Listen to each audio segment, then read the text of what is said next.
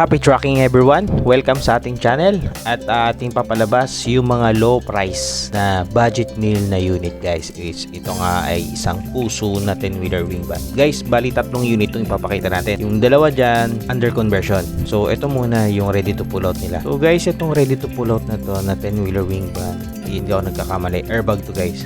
So, may back bed siya and then may windbreaker. So, syempre, pag pull out guys is pinturado na yung mga chassis. Yan, itim na. Syempre, alam niyo naman guys, pag color black, walang naitatagong dumi. Saka maganda tignan, malinis. And then guys, yun nga, ulitin ko nga pala guys, ito yung mga budget meal or low price unit na maaari nyo, kunyari, kung talagang short talaga kayo guys, meron namang mga ganitong unit guys dito sa Subic. Titignan natin guys kung bakit low price itong unit na to. So, tara, panoorin natin to guys, diba? So, ito nga guys, yung chassis agad, kita nyo naman. Okay siya kahit low budget guys, is dalawa yung tank niya. Malinis na yung chassis niya. Ito nga guys, okay din gulong. Maganda yung pagkakaano nila dito guys. So, ano pa bang ipapagawa nyo dito? So, okay to. Sa budget nyo guys, kung mga budget nyo is 1.4, 0.3, na 10-wheeler wing van. Pero syempre guys, dapat magtaka kayo bakit budget meal or kilitexin nyo muna yung unit bago talagang bilhin. So pag okay sa inyo yung panlabas guys, dun tayo sa makina or syempre kailangan papasok tayo dito sa loob at titignan natin yung under chassis nya. So dito sa under chassis guys, kita nyo yung cross member nya. Ayan, pinturado din naman, round 7. Good sa akin na to, pero sa akin kasi guys, is my opinion lang naman yung grade na binigay ko. Ayun, sa akin guys is i-rate ko siya na 7 guys. Pero kasi nga guys, di mga low budget. So, pwede to guys para sa low budget, para sa inyo na ready to pull out.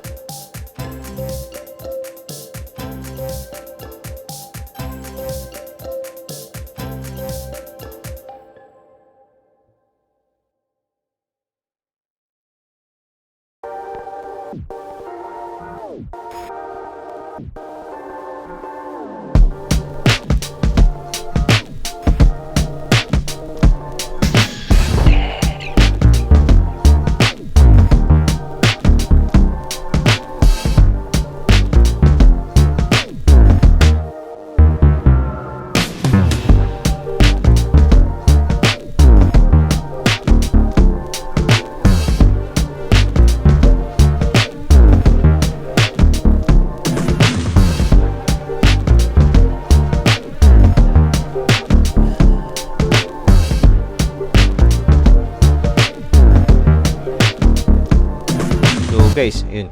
Ito naman guys yung pangalawang unit. Sa ibang dealer naman to guys.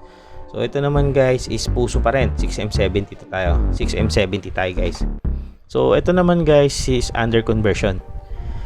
And guys ito budget meal pa rin to guys ha.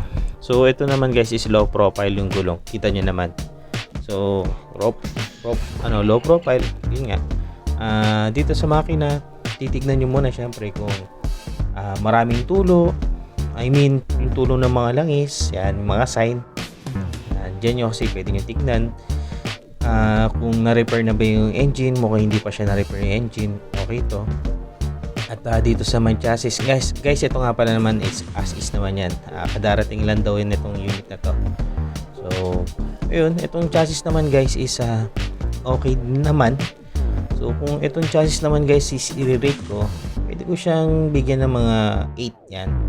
Tapos itong unit guys is Molye. O, alam niyo naman guys, pag Molye, banana type advantage kasi yan sa sa presyo. So alam niyo naman guys, pag original Molye, may dagdag presyo dyan. Well, nasa sa inyo pa rin yan guys kung paano nyo tatawaran yung unit. So dito guys sa likod, wala namang surprise dito sa likod kasi nga ordinary lang yung likod, ordinary ilaw. At pero sa under chassis niya, okay yung under chassis niya. And then dito sa may body niya, okay din, malinis, pwede ito pang low budget guys. So syempre guys, ang low profile, tawaran nyo na lang kung magkano kaya nyo. Pero guys nga, kung mga budget nyo is 1.3, 1.4, so pwede ito. Or kung kaya nyo ng 1.5, sa 1.5 reasonable na rin naman. Pero yun nga guys, so ito sa chassis na to, okay to guys. Pagka na-recon na to guys, maganda to.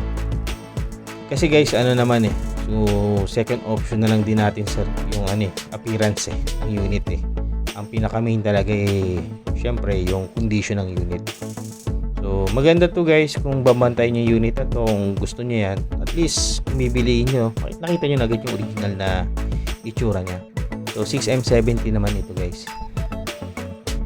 Then guys, yun, kung mga may karagdagan tanong kayo sa mga unit na gusto nyo bilhin, comment lang kayo guys, and i-review natin yung unit na maaaring pwede natin i-offer sa inyo. Yan. Ito naman guys, ibang ano naman to, ibang unit naman to, ito yung katabi niya. So ito naman under conversion from right to left. Ito namang unit na to guys, inaano pa yung dashboard. Inaayos na. So dito okay naman, okay itong cabin niya, palinis nyo na lang din. Pero dito guys sa may under cabin niya, repairable naman yan guys, so don't worry guys. Lahat naman ng unit is nare-repair. Nga pala guys, steel ano to, steel flooring. So pansin ko talaga bait ganun. Pag mga steel flooring hindi maiwasan talaga yung yung mga kalawang. Siguro dahil nga siguro ito steel flooring, mga isda siguro kinakarga dito guys, laging basa. Or syempre siguro guys, sa Japan siguro biyahe nito malapit sa dagat kasi makalawang siya.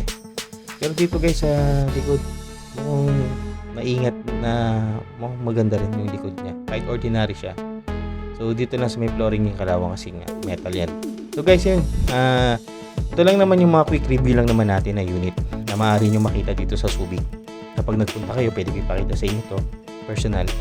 So ayun guys, kung may mga gusto pa kayo, comment lang kayo guys, and then magre-review tayo ng unit dito.